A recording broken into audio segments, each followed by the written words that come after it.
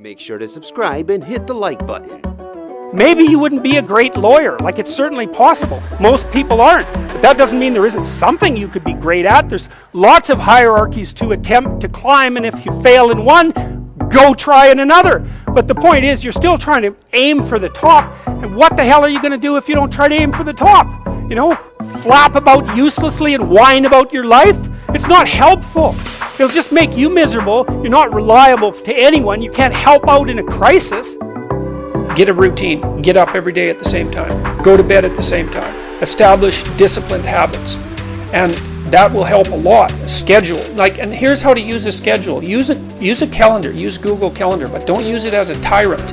You know, you want to use a calendar as if it's your confidant and advisor. And what you want to do is use the calendar, sit down, open the calendar and think, okay, well, here's what I'm going to do. I'm going to design a week of days that I would really like to have.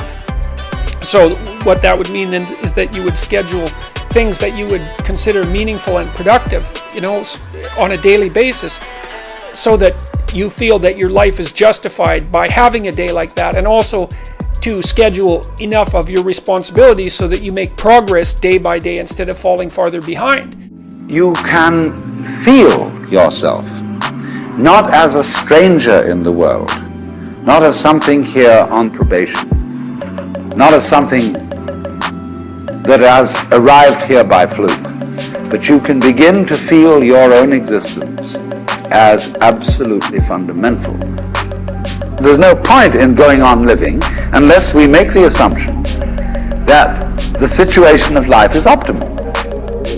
The right way to deal with your neuroticism is to increase your conscientiousness, because we also know that the higher your conscientiousness, the lower your neuroticism. Conscientiousness does seem to keep neuroticism in check, and so I would say, if you have a great thinker, you want to reward them so they keep thinking and they keep educating so they can tell you something. It's not a reward for their intrinsic being. It's a calculated move on your part to suck everything out of them that's valuable as fast as you can.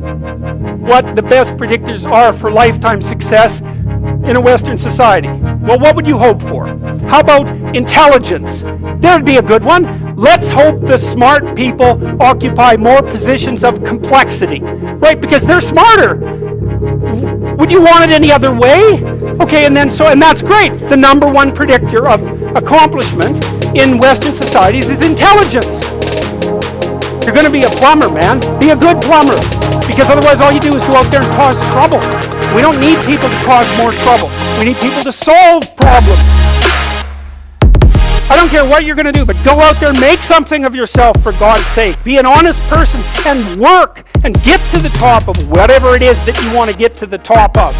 You know, and stand up for yourself like a respectable human being and be a bit of a light on the world instead of a blight.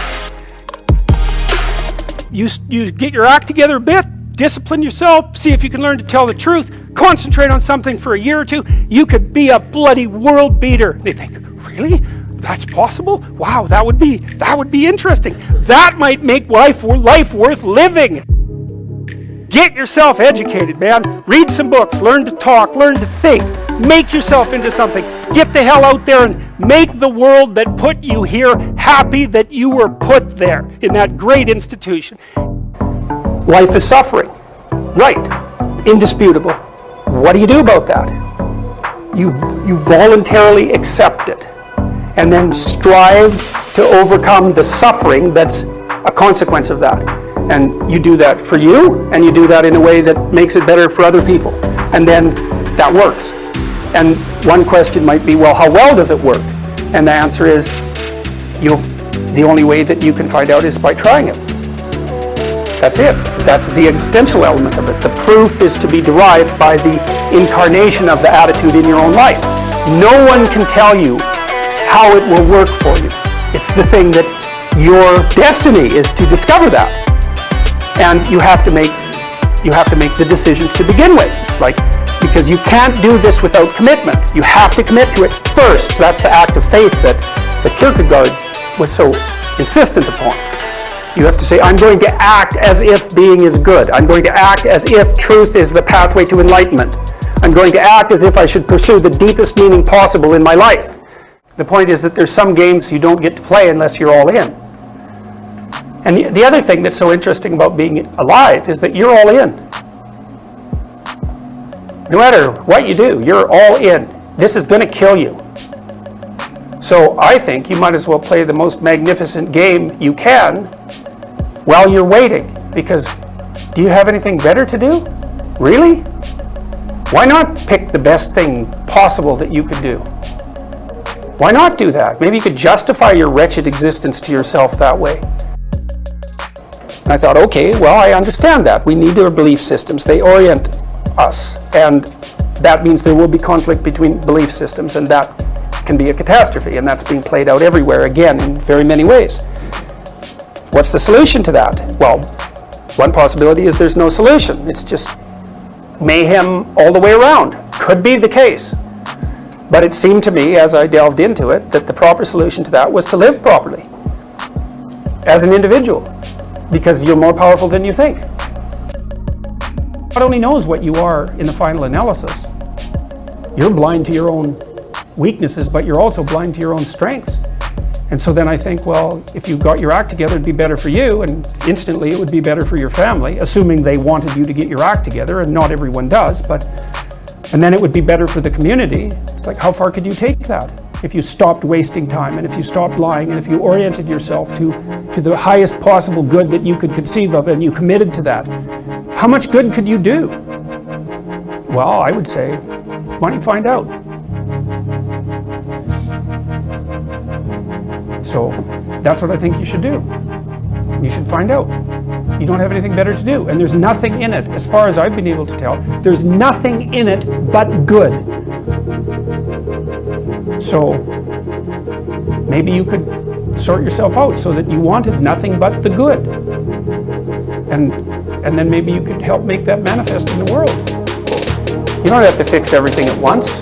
You could just start by fixing the things that you can fix. Or you could even do it more. You could do it with even less self-sacrifice. You could start by fixing only the things that you want to fix. God, you can get a massive way that way. So do it. See what happens. That's what you should have been taught in university right from the beginning. Aim at the highest good. Tool yourself into something that can attain it. And go out there and manifest it in the world. And everything that comes your way will be a blessing. And so all you have to do is give up your resentment and your hatred. I know that's a hard thing to give up because you have plenty of reason for it. That's probably a good place to stop. Since you're all here and engaged in this sort of inquiry and listening to this sort of lecture, I assume that you're all on the process of waking up. Or else you're teasing yourselves with some kind of flirtation with waking up, which you're not serious about. But I assume maybe you are, not serious but sincere, that you are ready to wake up. Make sure to subscribe and hit the like button.